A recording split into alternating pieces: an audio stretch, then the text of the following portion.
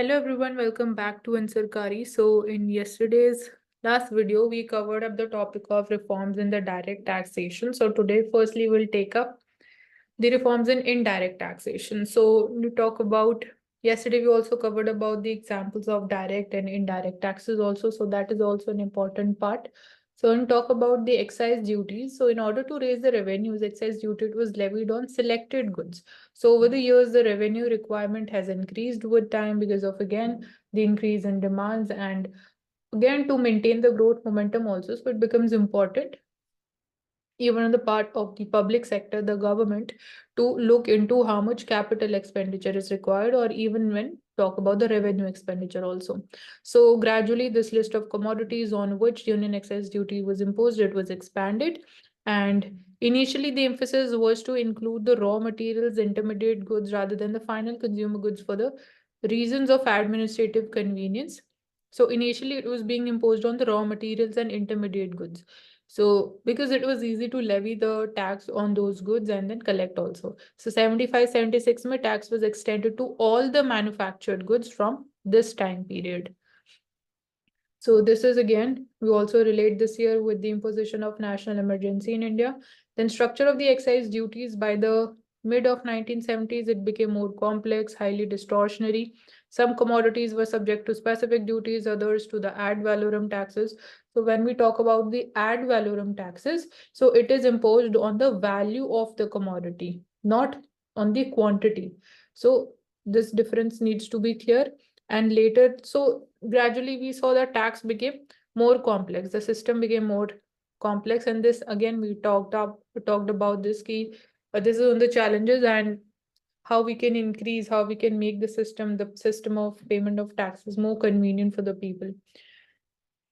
Then we see a report was filed and details about the again union excise duties were collected. So it recommended uh, recommendations were not implemented for almost a decade until 1986. So talk about rationalization. Recommendations included conversion of specific duties into ad valorem, unification of rates, introduction of input tax credit to convert the cascading type of manufacturers. So this was called the MAD VAT. We talk about different types. Mod VAT is another type. So MAD VAT is to prevent the cascading effect जो उस time पे देखने को मिल रहा था. It was imposed upon the into the manufacturing stage value added tax. So this was again जो value added है सिर्फ उतने ही amount के ऊपर this was imposed as a tax. And then mod VAT में अगर हम बात करते तो revenue from the tax ratio the GDP showed a decline after this introduction of mod VAT. तो ये decline इसलिए हुआ क्योंकि again value added एक lower amount, क्योंकि फाइनल अमाउंट जो होगा वो ऑब्वियसली हायर होगा कंपेयर टू कितना वैल्यू एडिशन हो रहा है.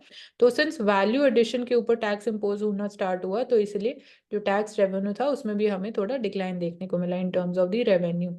So the measures included the gradual unification of rates, greater reliance on the account-based administration. So accountability पे focus किया गया.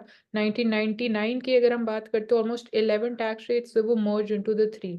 सो ये हमेशा से जो ब्रॉडर हम बोलते हैं अगर रिफॉर्म्स की जब भी बात करें तो पहले तो टैक्स रेट की बात करेंगे जो हमने डायरेक्ट टैक्सेशन में बात करी, और इसमें भी ऑप्टिमल टैक्स रेट कौन सा होगा. Second would be expansion of the tax base, reforms की जब हम बात कर रहे हैं. एंड यहाँ पे जो नंबर ऑफ टैक्सेस हैं, सो उसमें we started rationalising the thing, the number of taxes which are imposed. तो यहाँ पे हमने वो नंबर को कम करना स्टार्ट किया. एंड अगेन इसका एग्जांपल जीएसटी भी है. जो इतने सारे indirect taxes, sales tax, excise duty तो सब इम्पोज किया जाता था, उसको हमने सिर्फ एक टैक्स के फॉर्म में इम्प्लीमेंट किया, that is GST. So these were further merge into single rate 2001 में. Then it we had the CENVAT. तो अभी बात करी MODVAT, MODVAT, then उसके बाद हम सेन वैट इंट्रोड्यूस किया which was central value added tax. So इसमें 3 special additional non votable excise duties impose की जा रही थी. And expert group on taxation the services 2001 में जो बनाया गया, उनका रिकमेंडेशन ये रहा कि the extension of the tax to all the services along with the provision of input tax credit for both the goods and services, and subsequently integration with the senvat. And these reforms eventually they were to evolve a manufacturing stage value added tax. तो manufacturing stage में ही value addition होता है, तो time period के दौरान जो VAT impose किया जाएगा। तो ये कुछ एरियाज थे। नाउ हम specifically state level tax reforms की बात करेंगे। तो फर्स्टली कि रिक्वायर्ड है कि वह स्टेट लेवल पे टैक्स रिफॉर्म जब हम बात कर रहे हैं यूनियन लेवल पे, और हमने भी पैन इंडिया लेवल पे बात करी, ब्रॉडर लेवल पे, तो स्टेट लेवल पे भी इक्वली वही रीजंस रहेंगे कि again for the good deal of progress, for good governance, for again the revenue of the states, उनको और हम कैसे एफिशिएंटली कलेक्ट कर सकते हैं, तो ये रीजन है। So good deal of progress has been made in reforming the union excise duties की बात करें into manufacturing stage, value added tax के फॉर्म में ये culminate हुआ यूनियन एक्साइज ड्यूटी से। That's how it got transformed into. जो reforms था स्टेट्स के सेल्स टैक्स में, दैट लैग्ड बिहाइंड।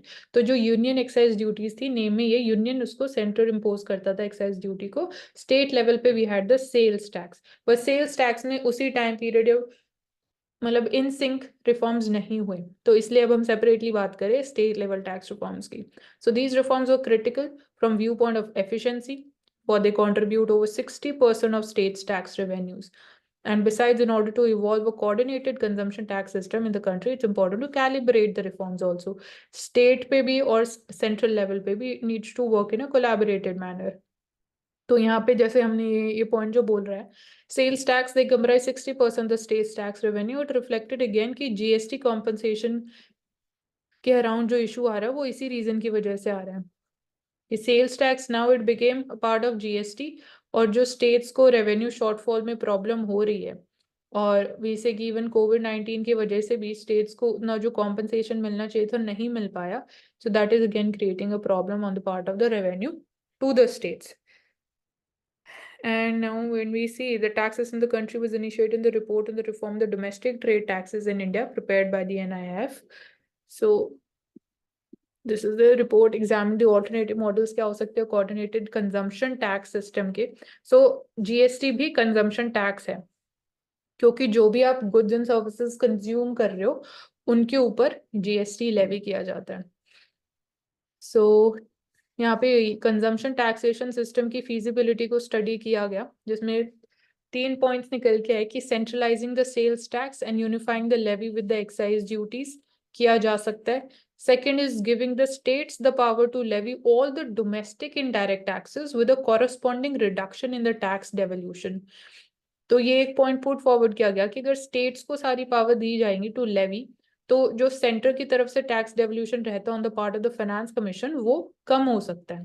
थर्ड ये बोला कि evolving an independent dual VAT at the central और स्टेट लेवल्स पे with no credit to be paid for the payment. तो ये कुछ बोल सकते हैं रिकमेंडेशंस रही. देन टीआरसी रिकमेंडेशन बात करें, so the important proposals put forward by the TRC included reduction in the rates of all the major taxes. Again, ये recommendations हैं. So chart is representing the composition of shared and the non-shared tax revenues of the central government. So again, जो हम central pool of taxes की बात करते हैं, तो उसमें सारे जो टैक्स रेवेन्यू से जो रेवेन्यू जनरेट किया जाता है, all of that is not devolve to the states. For example जो सरचार्ज है या जो सेस है, that is not devolve. And यहाँ पे शेयर्ड टैक्सेस की अगर हम बात करें, तो this is being represented by the solid line. तो percentage of the total central tax revenue shared taxes का अगर हम बात करें, तो वो ज्यादा है compare to the non shared taxes. तो एक ही इंपॉर्टेंट पॉइंट बस यहाँ पे याद रखने के लिए इंपॉर्टेंट है, दिस इज फॉर 1950 टू 1995 तक की. तो corporate tax rate in India for Mansi, yes Aushik. इसमें क्वेश्चन पूछना था कि लिखा हुआ है composition of shared and non shared tax, तो नॉन शेयर्ड टैक्स तो सेस और सरचार्ज हो गया, उसके अलावा भी है क्या? उसके अलावा स्पेसिफिकली तो आई डोंट थिंक सो और कोई है, एक दो होगा, बट मेजरली तो यही है, सरचार्ज और सेस. तो ये डिमांड भी की जाती है कि सरचार्ज और सेस से भी जो पैसा कलेक्ट कर ठीक। रहा है सेंटर, वो भी स्टेट्स को डिवॉल्व करना चाहिए. तो मेजर ठीक। इंपॉर्टेंट तो वही है हमारे लिए, याद रखना. ठीक है. Then corporate taxes in India for the selected years. तो यहाँ कॉर्पोरेट टैक्स की डोमेस्टिक कंपनी फॉरेन कंपनीज पे भी पहले डिफरेंट टैक्सेस इम्पोज किए जाते थे. 50-65% होता था 1990s के टाइम में भी. दिस वॉज वेरी एक बहुत हायर लेवल पे. 2004-5 तक का फिगर है, तो 35% और 40%. तो as of today again it is somewhere around 20-25%. तो उसमें भी ये डिफरेंशिएशन है. जो ऑलरेडी स्टैब्लिश कंपनीज हैं, think they have to pay 25%, and जो न्यूली स्टैब्लिश होंगे उनको कुछ कंडीशंस मीट करनी पड़ेगी, and then they can pay or they can adhere to the 20% corporate tax rate. तो सरचार्ज और कैपिटल गेन्स टैक्स की हम बात कर चुके हैं. Trends in the tax revenue, centre और स्टेट के टैक्स रेवेन्यू की बात करें तो ट्रेंड्स की अगर हम बात करें यहाँ पे percentage of GDP union level पे हम बात कर रहे हैं तो इसमें सिर्फ वी कैन से कि 10% 11% के around it was for the centre जो रेवेन्यू जनरेट किया जा रहा था 11% ऑफ द जीडीपी. स्टेट्स में it was close to can say 6% और 5%. Total we can say overall जो हम बात करते हैं टैक्स टू जीडीपी रेशियो तो ये टोटल उस चीज को सिग्निफाई कर रहे हैं. तो दिस इज क्लोज टू 16% और 15% हम बोल सकते हैं. And then it again came down to around 14% also. So as of today also it is close to 14% only as far as my dated knowledge. इसको एक बार फिर से चेक भी कर सकते हैं but it is around 14% only. Trends in direct और indirect taxes में अगर हम बात करें तो this is been covered although percentage of GDP के फॉर्म में ही है. 2003 तक की figures I think we can look for the latest figures for all these trends. वो ज़्यादा इंपॉर्टेंट है. Percentage of central taxes to GDP सिर्फ सेंट्रल टैक्सेस की बात हो रही है. सो यूनियन एक्साइज ड्यूटी की बात की तो यूनियन एक्साइज ड्यूटी का शेयर कम होता गया. ये अभी हमने कवर किया. शेयर इसलिए कम हुआ क्योंकि वैल्यू एडेड टैक्स हम लेके आए as a part of reforms. पहले जो एक्साइज ड्यूटी पूरे अमाउंट के ऊपर इम्पोज किया जाता था तो उसलिए इसका शेयर कम होता गया एक्साइज यूनियन एक्साइज ड्यूटी का. कस्टम्स ड्यूटी का भी वी कैन से कि शेयर हैज बीन रिड्यूसिंग. ये दो रीजंस की वजह से हो सकता है कि या तो कस्टम्स ड्यूटी का जो अमाउंट है वो कम हुआ हो विद टाइम और वी कैन से कि जो हमारे इंपोर्ट्स हैं वो कम हुए हो. बट ऐसा लगता नहीं है कि इंपोर्ट्स कम हुए हैं क्योंकि अगेन जो हमारा करंट अकाउंट डेफिसिट है वो इस चीज को रिफ्लेक्ट नहीं करते. तो it might be because of reduction the union excise जो कस्टम्स ड्यूटी का जो टैक्स रेट है वो कम हुआ होगा ग्रेजुअली इस टाइम पीरियड से. और 2003-4 अगर हम कंपेयर करें और इंक्रीज का जो है कॉर्पोरेट इनकम टैक्स रेट हमारा इंक्रीज हुआ है तो it can be again because of increase in establishing more companies in India. Again quantitative effect की वजह से it can be the reason क्योंकि ओवर टाइम हमने देखा है कि कॉर्पोरेट टैक्स रेट जो है वो कम होता गया. Tax rate in the amount कि कितना इम्पोज किया जाता है जैसे अभी हम बात करें 20 to 25% के बीच में आज के टाइम में इम्पोज किया जाता है. तो this reflects strengthening sign of the economy अगर corporate income tax upward trend है. और जो पर्सनल इनकम टैक्स है वो भी वी कैन से मोर और लेस स्टेबल है बट थोड़ा सा अपवर्ड ट्रेंड की तरफ मूव करता हुआ दिखाई दिया 1% से 1.5% अप टिल 2003-4. और इसके अलावा आज के टाइम में हमें जो क्रोनोलॉजी है वो भी important हो जाते हैं between GST, corporate tax and the income tax.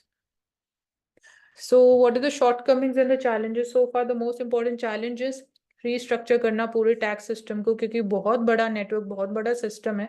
तो स्ट्रक्चरल रीस्ट्रक्चरिंग सबसे बड़ा चैलेंज हो जाता है. Is to evolve a coordinated consumption tax system. Although tax assignment between different levels the government follows the principle of separation. जो हम separation of powers की बात कर रहे हैं this separate tax is levied by central. जो central excise duty हमेशा collect करते हैं और सेल्स टैक्सेस और जो स्टेट एक्साइज ड्यूटीज थे taxes on motor vehicles goods and passengers states collect करते थे. लोकल गवर्नमेंट्स ऑक्ट्रॉय जिसको हम टोल टैक्स भी बोल सकते हैं and that was collected by local governments. So with we saw ki chaotic situation was created with the tax on tax and markup on the taxes. So with this also ye challenge tha this is also cited as the reason why we came up with GST. And designing of the tariffs itself needs to be re-examined to ensure lower tariffs. So यहाँ हम import की बात कर रहे हैं. Effective rates होना चाहिए the protection as they are intended and reforms in the excise duties have not reached the stage of achieving a simple and transparent manufacturing stage value added tax. तो यहाँ पे भी हमें कुछ discrepancies देखने को मिल रही है और दो हमने इस सिस्टम को रिफॉर्म किया है excise duty से value added tax में change किया but in terms of implementation and the collection या accounting में challenges हैं. Besides cascading और जो relative price distortions exist करते हैं this results in totally non-transparent system. तो totally तो थोड़ा सा extreme word हो जाएगा but थोड़ा बहुत non-transparency हो सकती है because of the price distortions and the cascading effect. So major difficulty in evolving a destination based real stage VAT at the state level arises from the fact the states do not have the power to levy taxes on the services. So important fact हो गया. States do not have the power to levy taxes on services. Goods के ऊपर वो कर सकते हैं. And यहाँ पे की फ्रेज यही है, destination based real stage value added tax. मतलब डेस्टिनेशन बेस्ड, जो फाइनल मार्केट में जो फाइनल गुड कमोडिटी पहुंचती है उसके ऊपर जो वैट इम्पोज होगा उसको हम बोलते हैं destination based real stage VAT. And proper levy of goods and services tax would therefore require amendment of the constitution. तो ये जीएसटी की बात हो रही है, GST game changer for Indian economy. So this would be taken up in the next video.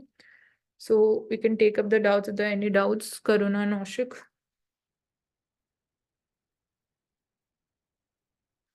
No, Mansi. Okay. Okay. Thank you so much for joining us on Ansarkari and to subscribe to the channel.